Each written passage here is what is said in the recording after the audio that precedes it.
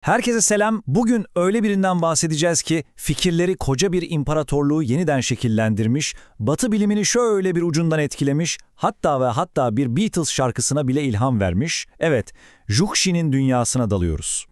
Bu sözler ta 1968'den The Beatles'tan George Harrison'a ait. Şaşırtıcı değil mi? Yani dünyanın en büyük rock gruplarından birinin üyesi neden durup dururken bu kadar felsefi bir laf etsin ki? Cevap, sandığımızdan çok çok daha eskilere dayanıyor. İşte bu bölümün asıl olayı da bu zaten. 12. yüzyılda yaşamış bir Çinli filozof, 20. yüzyılın en büyük müzisyenlerinden birini nasıl etkileyebilir? Bu inanılmaz gizemi çözmek için şimdi zamanda geriye gitmemiz gerekiyor, büyük bir krizin tam ortasına. İlk durağımız Konfüçyüsçü kriz. Her şeyin başladığı o çalkantılı döneme bir bakalım. İşte burası Juxi'nin dünyası. Güney Song Hanedanlığı dönemi Çin. Düşünsenize bir yanda müthiş bir sanat, inanılmaz yenilikler var ama öte yanda da insanların içinde bir boşluk, derin bir manevi kaygı ve anlam arayışı hakim. İşte meselenin koptuğu yerde tam burası. Konfüçyüsçülük evet devletin resmi felsefesiydi. Bütün bürokrasi, bütün yasalar, toplumsal düzen her şey ona göreydi. Ama manevi olarak kan kaybediyordu. İnsanlar ruhani cevaplar için, o içsel huzur için Budizme ve Taoizme koşuyordu. Yani Konfüçyüsçülük bir nevi ruhunu yitiriyordu ve bu imparatorluğun temelleri için hiç de iyi bir haber değildi. Ve ikinci bölüm, Juxi'nin büyük sentezi, krizin tam ortasında sahneye bizim kahramanımız çıkıyor ve her şeyi değiştirmeye hazırlanıyor. Karşınızda Juxi, bu ruhani boşluğu fark eden dahi bir alim.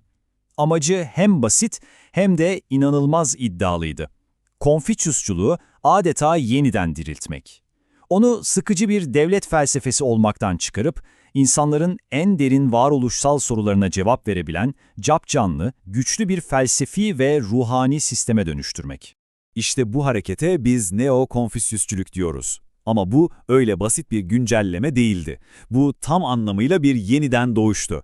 Juxi ve onun gibiler Konfüçyüs ahlakının o sağlam iskeletini aldılar ve üzerine Budizmle Taoizm gibi rakiplerinin sunduğu o derin kozmolojik yapıyı inşa ettiler. Resmen entelektüel bir savaştı bu ve Juxi'nin yepyeni silahları vardı. İlk ve en önemli silahı Li, yani ilke. Li'yi şöyle düşünün, her şeyin görünmez planı, evrensel DNA'sı ya da yazılım kodu. Bir ağacın ağaçlığını, bir insanın insanlığını, bir gezegenin gezegenliğini belirleyen o mükemmel ideal form var ya, işte o Li. Her şeyin özündeki o kusursuz potansiyel. O zaman akla şu soru geliyor. Madem her şeyin temelindeki o ilke yani Li bu kadar mükemmel, peki bizim dünyamız neden kusurlarla dolu? İşte bu noktada ikinci silah devreye giriyor. Ki yani maddi güç. Ki o mükemmel planın hayata geçtiği fiziksel madde yani enerjinin kendisi. Bazen saf ve berrak, bazen bulanık ve yoğun olabiliyor. Dünyadaki bütün o farklılıkları, güzellikleri, çirkinlikleri ve kusurları yaratan da işte bu ki'nin çeşitliliği. Juxi bu karmaşık ilişkiyi o kadar güzel bir benzetmeyle anlatır ki, der ki, gökyüzünde tek bir ay vardır ama yeryüzündeki sayısız nehre ve göle yansır. Yani ilke tektir ama tezahürleri çoktur. Ay yani Li tektir, bütündür, asla bölünmez. Ama her bir yansıma yani bizler, ağaçlar, her bir varlık suyun yani Çi'nin durumuna göre farklı ve eşsizdir. Bu evrensel bir düzenle bireysel farklılığı bir araya getiren gerçekten dahice bir fikir. Tamam, Juxi'nin felsefesi çok güçlüydü. Ama bu soyut fikirleri sıradan insana nasıl ulaştıracaktı? İşte burada onun asıl dehası, o usta stratejist yönü devreye giriyor. Juxi'nin yaptığı devrim tam olarak buydu. Bakın, eskiden Konfüçyüsçü eğitim dediğiniz şey 5 klasiğe dayanıyordu. Bunlar daha çok devleti, kurumları, tarihi anlatan, bürokrat yetiştirmeye yönelik metinlerdi. Juxi ise ne yaptı? O daha 180 derece değiştirdi. Onun seçtiği 4 kitap, devleti değil, doğrudan bireyi merkeze alıyordu. Amaç artık devleti düzene sokmak değil, bireyin kendi kendini mükemmelleştirmesiydi. Yani bu, spot ışıklarını devletten alıp bireyin üzerine çevirmek gibi bir şeydi. Gerçekten radikal bir hareket. İşte o meşhur 4 kitap. Juxi bu metinleri öylesine bir araya getirmedi. Onları özellikle ahlaki gelişim ve içsel bilgelik konularına odaklandıkları için özenle seçti, yeniden düzenledi ve en önemlisi her birine kendi felsefesini anlatan inanılmaz detaylı yorumlar yazdı.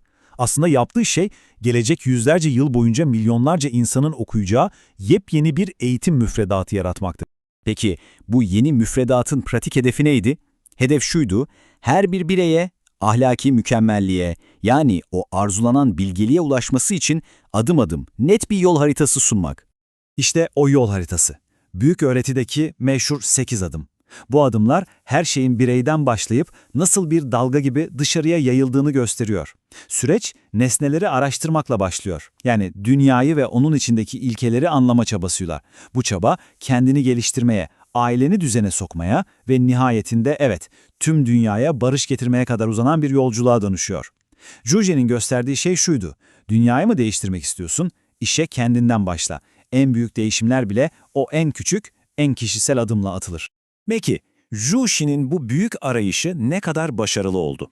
Şöyle söyleyeyim, yarattığı etki muhtemelen kendisinin bile hayal edemeyeceği kadar büyük ve uzun ömürlüydü.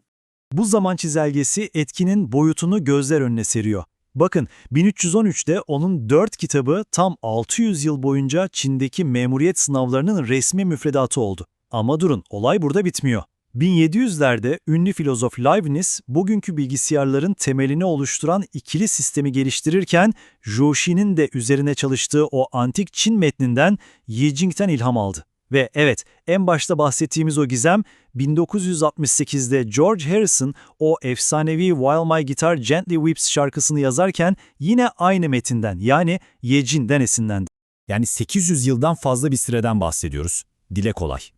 Bu süre boyunca Doğu Asya'da okumuş yazmış olmak, eğitimli bir insan olmak, bir şekilde Juxi'nin fikirleriyle ve onun şekillendirdiği metinlerle haşır neşir olmak demekti. Bu gerçekten de akıl almaz bir etki. Peki tüm bu anlattıklarımızı bir araya getirdiğimizde Juxi'nin bu soluksuz arayışından bizim bugün çıkaracağımız en temel ders ne olabilir? Çıkarılacak en büyük ders belki de şu. Juxi'nin bütün bu devasa yolculuğu aslında kişisel bir ruhani krize çözüm bulma arayışıyla başladı. Ama bu çok kişisel arayış, dünyayı değiştiren, imparatorlukları şekillendiren, kültürler arası köprüler kuran devasa bir felsefi sistem doğurdu. Bu, en kişisel sorularımızın en evrensel cevapları doğurabileceğinin en büyük kanıtı. Ve şimdi sizi bu son düşünceyle baş başa bırakıyorum. Eğer tek bir kişinin fikirleri geçmiş 800 yılı bu denli derinden etkileyebildiyse, sizce bugün kimin veya hangi fikirlerin gelecek 800 yılı şekillendirme potansiyeli var? Cevap belki de sandığımızdan çok daha yakındır. İzlediğiniz için teşekkürler.